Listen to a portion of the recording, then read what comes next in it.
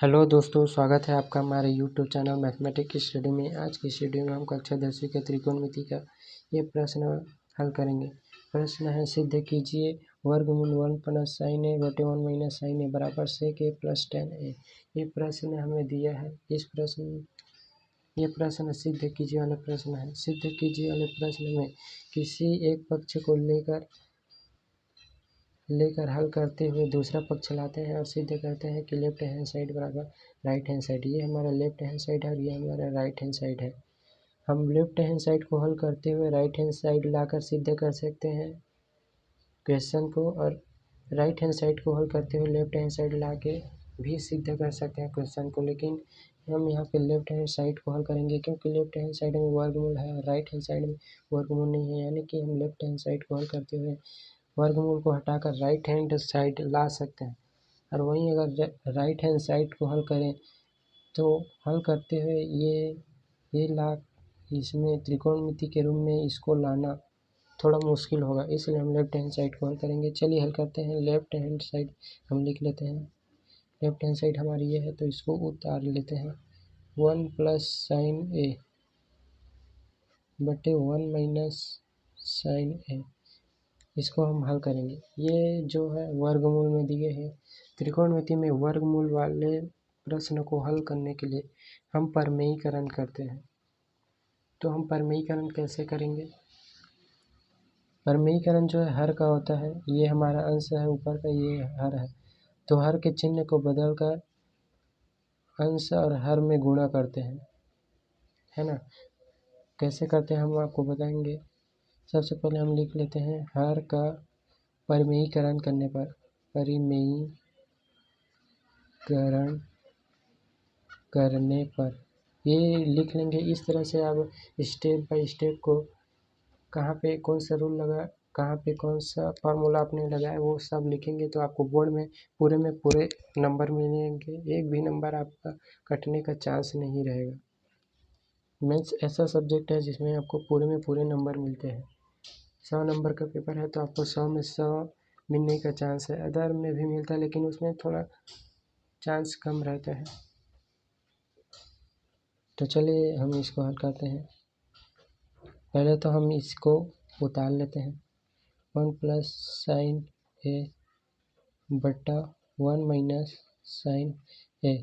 तो हमारे हर क्या है, हमारा 1 माइनस साइन है। इसके चिन्ह को बदलते हैं।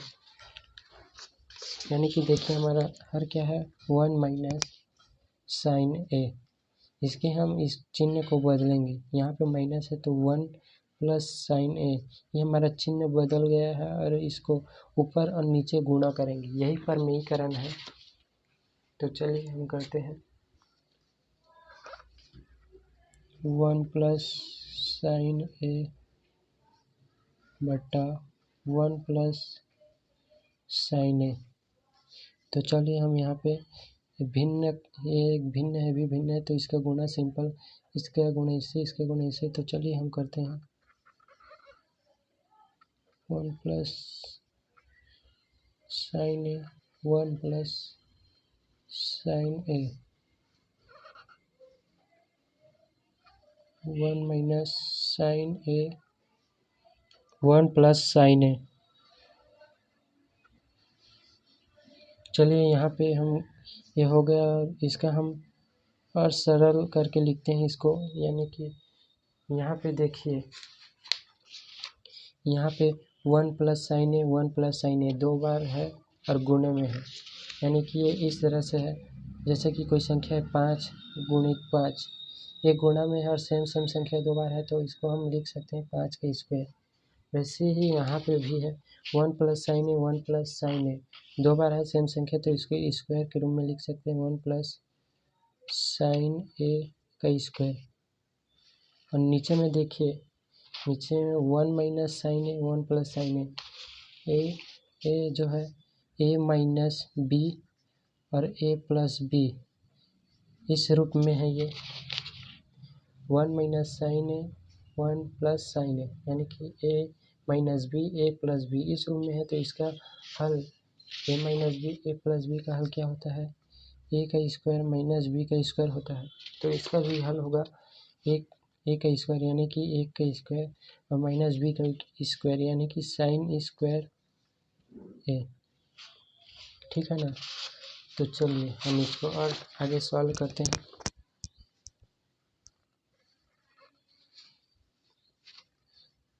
ये ऊपर का जैसा का तैसा आएगा, इसमें कोई चेंज नहीं होगा। यहाँ पे कोई फार्मूला नहीं लगा है। और यहाँ पे देखिए,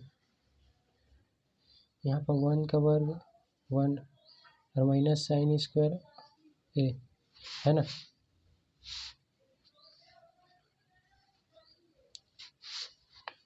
अब चलिए ऊपर का हम फिर से उतार लेते हैं, साइन ए का स्क्वायर।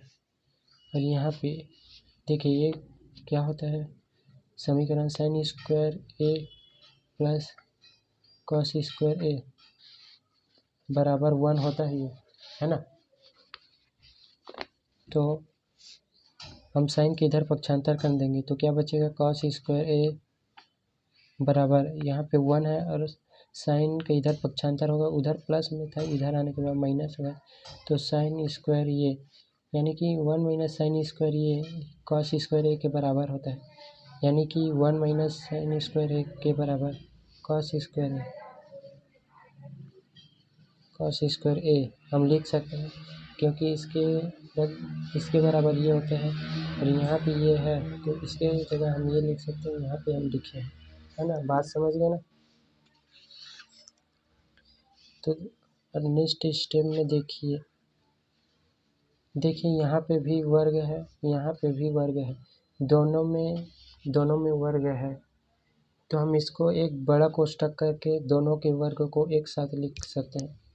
चलिए कैसे लिखते हैं, हम पहले लिख लेते हैं, उसके बाद हम समझेंगे।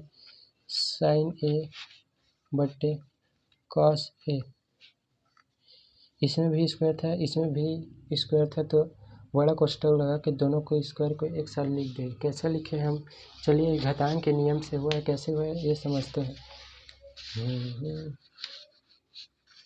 देखिए यहाँ पे कैसे हुआ, ये ऐसा था कि x का, चलिए संख्या ले लेते हैं, संख्या में जल्दी समझ आता है। 5 का स्क्वायर धन 2 का स्क्वायर, इसे हम घातांक के नियम से लिख सकते हैं ना कि x की घात m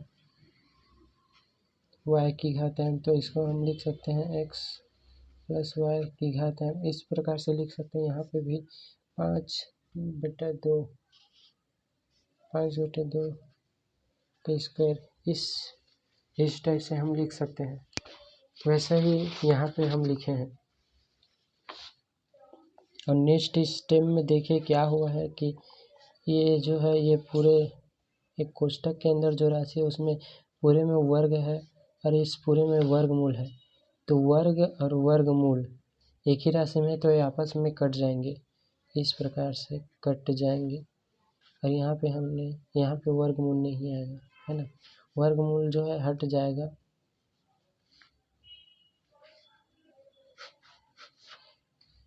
वर्गमूल हट जाएगा। यहाँ पे नेक्स्ट स्टेप क्या रहेगा, 1 प्लस साइन ए बट्टा कॉस ए ये रहेगा।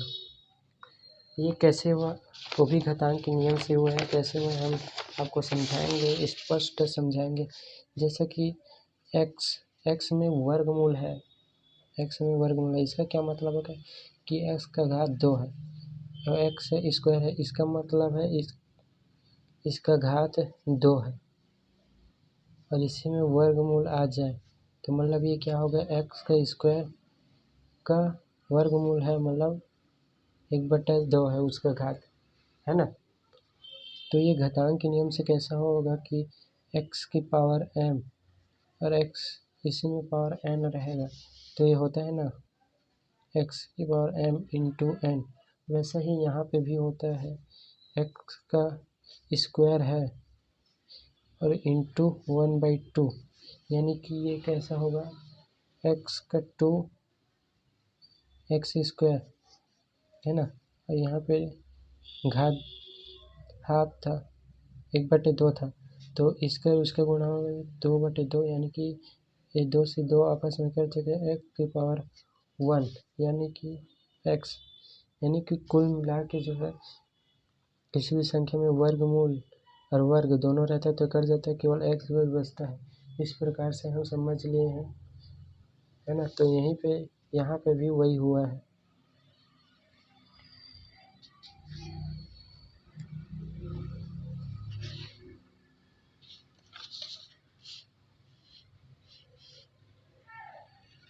तो चलिए अब इसको अलग अलग लिख देते हैं। 1/cos A plus sin A/cos A।